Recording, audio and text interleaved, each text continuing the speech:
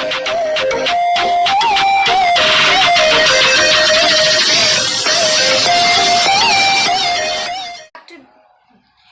Guys, welcome back to be expert. So आज हम लोग कंटिन्यू कर रहे हैं class 9th history the French revolution.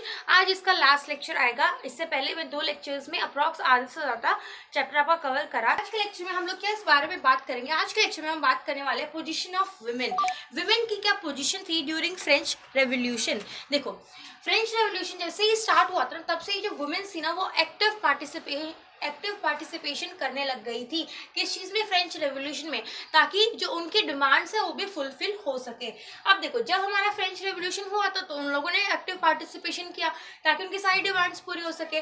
But उससे पहले क्या पोजीशन क्या थी हमारी वुमेन्स की, तो उसके बारे में बात करनी है। देखो, वुमेन्स जो है वो बहुत अलग अलग टाइप की जॉब्स करती थी, जैसे कि फ्रूट्स, वेजिटेबल एंड फ्लावर्स को बेचना। उसके बाद वो कुछ डोमेस्टिक वर्कर्स की तरह भी जॉब करती थी। कहाँ पे? प्रॉस्पेरस पीपल्स के हाउस पे। अभी प्रॉस्पेरस का मतलब क्या है? यहाँ पे रिच, मतलब जो जितने भी रिच पीपल्स थे ना, जिनको सर्वेंट्स की जरूरत थी, जिनको मेड्स की जरूरत थी, तो जो वुमेन्स थी ना, वो एज डोमेस्टिक वर्कर्स वहां पे सर्व करती थी, वहां पे काम करती थी। ठीक है। अब जितनी भी वुमेन्स थी ना ड्यूरिंग फ्रेंच रेवोल्यूशन, तो उन लोगों के पास प्रॉपर ट्रेनिंग नहीं थी। किस चीज की ट्रेनिंग नहीं थी? ना तो किसी जॉब को करने की, और ना ही उनके पास एजुकेशन थी। No proper training and education, क्योंकि सिर्फ और सिर्फ डॉटर्स को अलाउड था, जो कि प्रॉस्पेरस यानी कि रिच फैमिली से थी।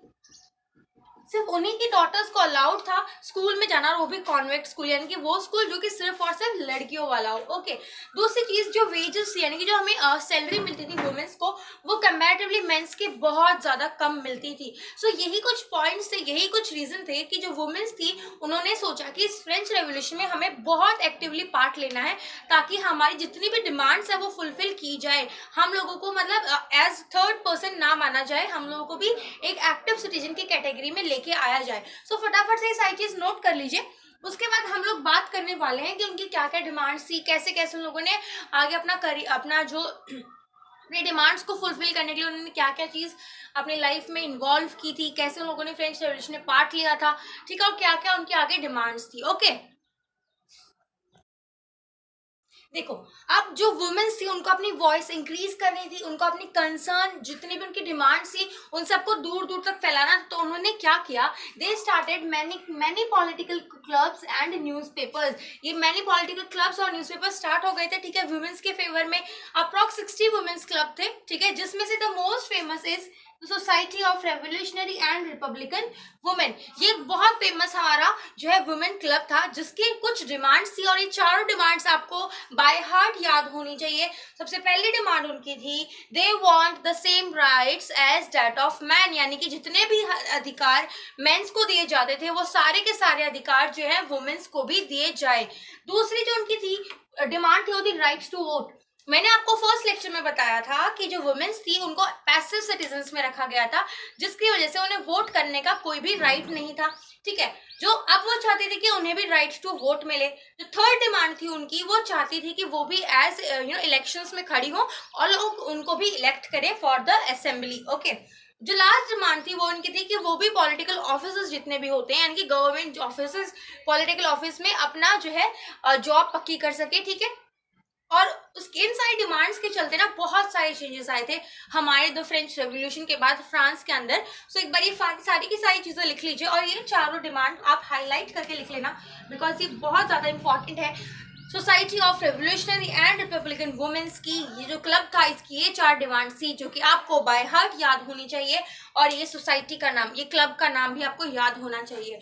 ओके। अब देखो, जब हमारी रेवोल्यूशनरी कमेटी बनी थी ना, इसकी वजह से बहुत सारे चेंजेस आए थे, जैसे कि स्कूलिंग जो है कंपलसरी कर दी थी, और भी बहुत सारे चेंजेस। तो फटाफट से एक बार लिख लो, उसके बाद हम लोग आगे के चेंजेस के बारे में बात करते हैं। अब देखो, जो उनकी डिमांड्स थी, क्या क्या डिमांड्स थी? राइट टू वोट हो। ठीक है। हर एक मेंस के इक्वल उनको जो है राइट्स मिले सारी की सारी। और क्या क्या डिमांड्स थी उनके डिमांड्स थी कि वो इलेक्शंस में खड़े हो सके, ताकि लोग उन्हें इलेक्ट कर सके असेंबली के लिए, और टू होल्ड पॉलिटिकल ऑफिसेज, यानी कि वो पॉलिटिकल ऑफिस में एज अ सर्वेंट जॉब कर सके।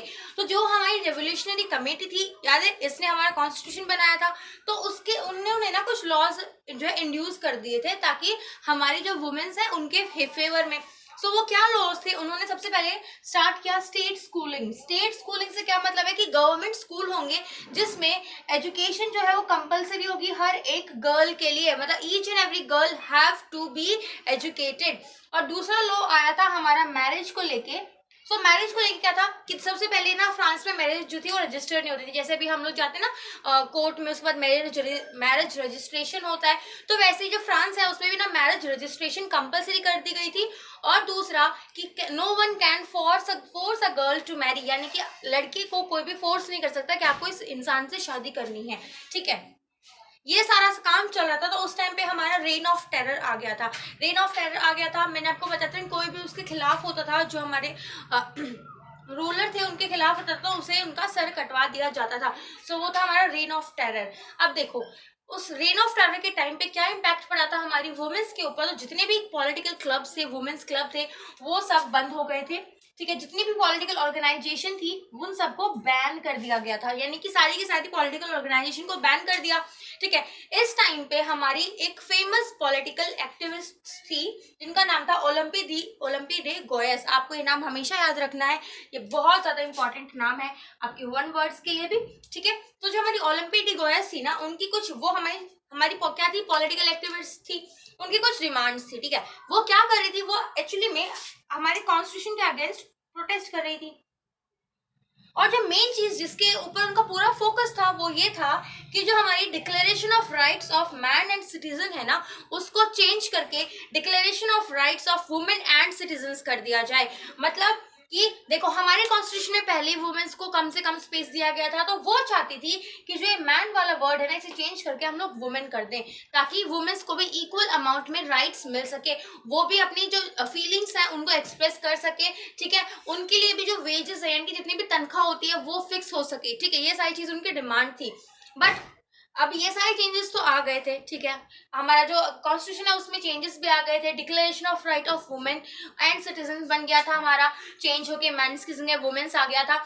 बट वो क्या है ना, एक मतलब वो कुछ ज्यादा ही फेमस हो गई थी, तो अब वो हर एक चीज के खिलाफ जाने लग गई थी। हर एक चीज, कोई भी चीज उसके खिलाफ जाना, कोई भी अगर अच्छा लॉ बना रहे हैं वो फेवर में हो या अगेंस्ट हो, मतलब हर एक चीज के खिलाफ जाना उन्होंने स्टार्ट कर दिया था। तो इन 1793 उनको अरेस्ट कर लिया गया था और हैंग कर दिया गया था, यानी कि फांसी की सजा सुना दी गई थी उन्हें, ठीक है। अब ये तो हो गया हमारा पोजीशन ऑफ वुमेन। अब एक छोटा सा टॉपिक हमें करना है, that is evolution of slavery. Slavery वाला ही जो प्रथा थी, ठीक है, जिसे हम लोग बोलते हैं ट्रायंगुलर स्लेव ट्रेड, वो उसके बारे में डिस्कस करना है। तो भाई फटाफट से ये सारी चीजें नोट कर लीजिए, बहुत ही ज्यादा इंपॉर्टेंट है। आपको दो चीज हमेशा ध्यान में रखनी है, पहली चीज हमारी ओलंपी डे गोयस का नाम, और दूसरी चीज जो है हम उनकी क्या डिमांड थी, declaration of right of man को चेंज करके declaration of rights of womens and citizens कर दें, ठीक है। और इन द ईयर 1793 उन्हें अरेस्ट कर लिया गया था और लास्ट में हैंग कर दिया गया था। फटाफट से नोट कर लीजिए।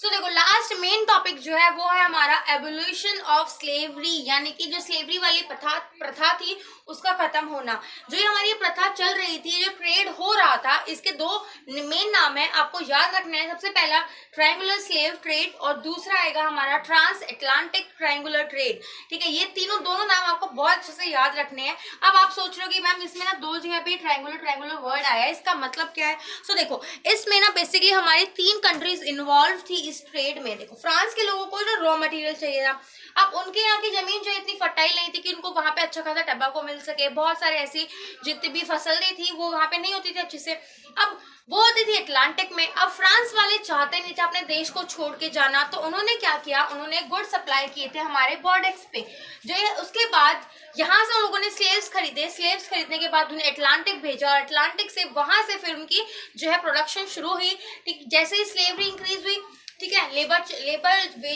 जो थे वो इंक्रीज हुए, तो वैसे ही रॉ मटेरियल की सप्लाई वापस फ्रांस में हो गई और ये साइकिल चलती जाती थी,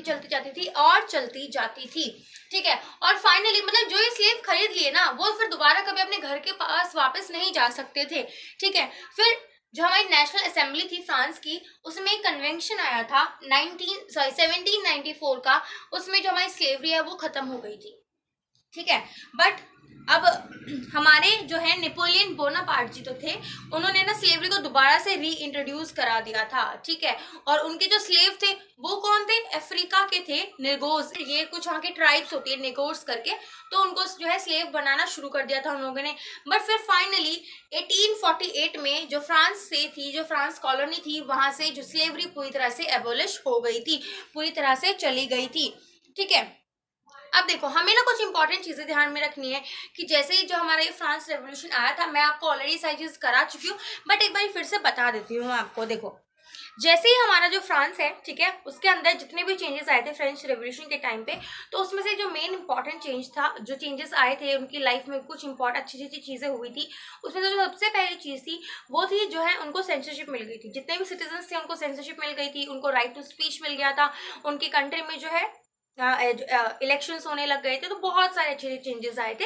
सो यहीं पे खत्म होता है हमारा द फ्रेंच रेवोल्यूशन वाला चैप्टर। इसके टोटल 3 लेक्चर आए थे, ठीक है। आई होप आप लोगों ने वो तीनों के तीनों लेक्चर्स देख लिए होंगे, और अगर अभी तक नहीं देखे हैं तो फटाफट से जाके देख लो, क्योंकि मैंने जो पूरा चैप्टर है ये आपको 3 लेक्चर्स में करा दिया है, and it's all from my side. मैंने अपनी तरफ से करा दिया, अब आपका काम बनता है आप उसको पूरा करो, ठीक है। So that's all for today's lecture guys. I hope you like this, and if you do so please hit the like button. और अगर कोई भी दिक्कत हो पूरे चैप्टर से रिलेटेड तो प्लीज कमेंट बॉक्स में कमेंट्स जरूर कर दीजिएगा। और उसके अलावा अगर अभी तक भी एक्सपर्ट को सब्सक्राइब नहीं किया है तो वेट किस चीज का कर रहे हो, फटाफट से सब्सक्राइब कर लीजिए, क्योंकि यहाँ पे आप लोगों को जो है क्लास 9th और क्लास 10th का हर एक सब्जेक्ट पढ़ा रही हूँ मैं, ठीक है। हम लोगों ने ऑलरेडी बहुत सारे चैप्टर्स कवर कर लिए हैं, जैसे कि हमने क्लास 9th का आज हिस्ट्री का एक चैप्टर कवर कर लिया है, हम लोगों ने क्लास 9 ज्योग्राफी कर लिया है, ठीक है। इंग्लिश के बहुत सारे चैप्टर्स हो चुके हैं, हिंदी के बहुत सारे चैप्टर्स हो चुके हैं, और हमारा साइंस भी साइड बाय साइड चल रहा है, मैथ्स भी साइड बाय साइड चल रहा है, ठीक है। सो अब हम मिलते हैं अपने नेक्स्ट लेक्चर में, तब तक stay positive, keep studying hard and keep yourself fit and healthy. Thank you.